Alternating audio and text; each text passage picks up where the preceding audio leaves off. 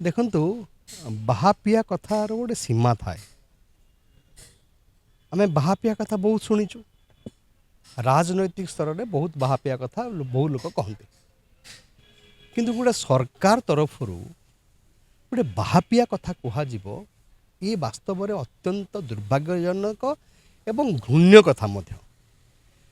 ଦେଖନ୍ତୁ ଗୋଟେ କଥା କ'ଣ, ଆପୋଷ ଆଲୋଚନା ହେବ। ଆଚ୍ଛା, ଆପୋଷ ଆଲୋଚନା ହେବ କଥାଟା ଆମେ କେବେଠୁ ଶୁଣିଲେଣି ମୋତେ କହିଲେ? ଏ ସରକାର କ୍ଷମତାକୁ ଆସିବା ପରଠୁ ଆମେ ଆପୋଷ ଆଲୋଚନା କଥା ଶୁଣିକି ଆସୁଛୁ। ବାରମ୍ବାର କୁହାଯାଉଛି ଆପୋଷ ଆଲୋଚନା ହେବ। ଆଚ୍ଛା, ଗତ ଆପଣ ଦେଖନ୍ତୁ ଇଏରେ ଟ୍ରିବ୍ୟୁନାଲର ହିୟରିଂ ସମୟରେ କ'ଣ କହିଲେ? ଯାହା ଯେଉଁ ବହୁତ ବଡ଼ ଗୋଟେ ଐତିହାସିକ ହେଲା। କ'ଣ ହେଲା ନା ଛତିଶଗଡ଼କୁ ଲିଖିତ ଆକାରରେ ଦେବା ପାଇଁ ମାନ୍ୟବର ଟ୍ରିବ୍ୟୁନାଲ କହିଲେ। କ'ଣ କହିଲେ? ଯେ ତୁମେ ଲେଖିକି ଦିଅ ଯେ ତୁମେ ରାଜି ବୋଲି।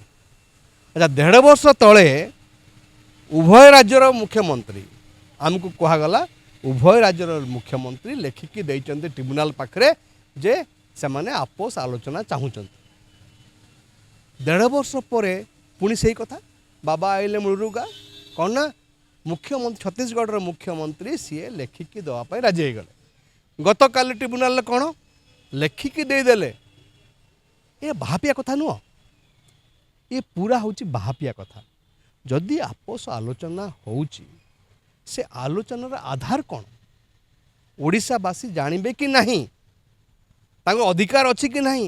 ନା ତୁମେ ସେଇଠି ବସିକି ଆଲୋଚନା କରିଦେଇକି ସେ ଯେଉଁ ବାରମ୍ବାର ସେଇ କଥାକୁ କହିବ ରାଜି ହେଇଗଲେ ରାଜି ହେଇଗଲେ ରାଜି ହେଇଗଲେ। ଆରେ ଏଇ କଥା ତ 2 ବର୍ଷ ହେଲା ଆମେ ଶୁଣୁଛୁ ରାଜି ହେଇଗଲେ ବୋଲି।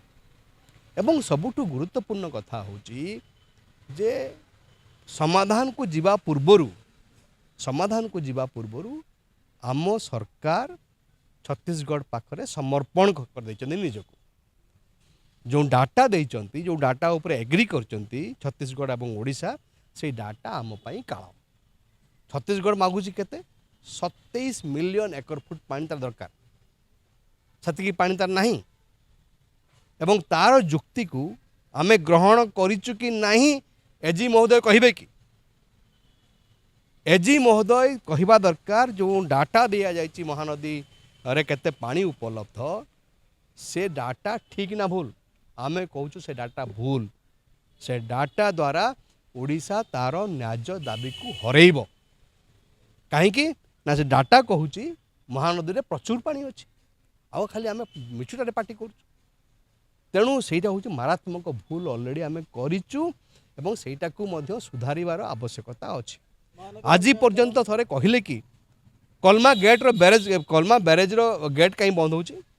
ଉଠେଇଲେ ଟ୍ରିବ୍ୟୁନାଲରେ? ଉଠେଇ ନାହାନ୍ତି।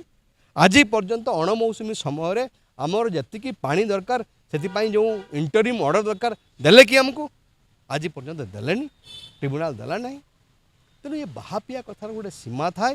ମୋର ଅନୁରୋଧ ରହିବ, ଏ ବାହାପିଆ କଥା ବନ୍ଦ କରନ୍ତୁ ଏବଂ ଓଡ଼ିଶାବାସୀକୁ ଜଣାନ୍ତୁ ଯେ ଆପୋଷ ଆଲୋଚନାର ଆଧାର କ'ଣ ଏବଂ କେଉଁ ଯେଉଁ ଥିଲା, ଯେଉଁ ଇସ୍ୟୁ ଥିଲା 45 ଇସ୍ୟୁଜ୍, ତା ଭିତରୁ କେଉଁ ଇସ୍ୟୁରେ ଆମେ ଏଗ୍ରି କରୁଛେ, ସେମାନେ ଏଗ୍ରି କରୁଛନ୍ତି, ଆଉ କେଉଁ ଇସ୍ୟୁରେ ଏଗ୍ରି ହେଇନାହାନ୍ତି, ଦୁଇ ରାଜ୍ୟ ଏଗ୍ରି କରିନାହାନ୍ତି, ତାର ମଧ୍ୟ ତଥ୍ୟ ଓଡ଼ିଶାବାସୀଙ୍କୁ ଦେବା ଦରକାର। ଦେଖନ୍ତୁ, ଆମେ ଗତର ସାମ୍ବାଦିକ ସମ୍ମିଳନୀରେ କହିଥିଲୁ ଯେ ଟ୍ରିବ୍ୟୁନାଲ ଚାଲିଥିଲା ବେଳେ ତାକୁ ଲାଇଭ୍ ସ୍କ୍ରିନିଂ ହେଉ ଏବଂ ସାମ୍ବାଦିକମାନଙ୍କୁ ଛଡ଼ାଯାଉ ସେଠିକି, ଯାହା କରାଯାଉ ନାହିଁ। ଯାହା ସେଇଟା ହେଲେ କ'ଣ ହେବ ନା ଆମେ ଜାଣିପାରିବା ବାସ୍ତବରେ କ'ଣ ଟ୍ରିବ୍ୟୁନାଲରେ ହେଉଛି, ଆମେ ଜାଣିପାରିବା।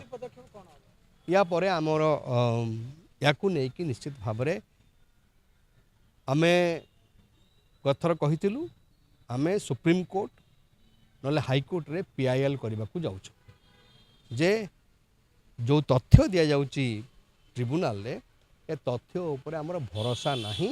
ସେହି ଦୃଷ୍ଟିରୁ ଆମକୁ ପ୍ରତ୍ୟେକଟି ହିୟରିଂର ଆମକୁ ଇନଫର୍ମେସନ୍ ଦେବା ଦରକାର ଏବଂ ଆମର ଆପିଲ୍ ରହିବ ସୁପ୍ରିମକୋର୍ଟ ପାଖରେ ବା ହାଇକୋର୍ଟ ପାଖରେ। ମୁଁ କଥାବାର୍ତ୍ତା ଅଲରେଡ଼ି ଆମେ କରୁଛୁ ଯେ ସାମ୍ବାଦିକମାନଙ୍କୁ ସେଠିକି ଆଲାଉ କରାଯାଉ ଏବଂ ତା ସାଙ୍ଗରେ ଲାଇଭ୍ ସ୍କ୍ରିନିଂ କରାଯାଉ, ଯେମିତି ସୁପ୍ରିମକୋର୍ଟରେ ହେଉଛି, ଯେମିତି ହାଇକୋର୍ଟରେ ହେଉଛି।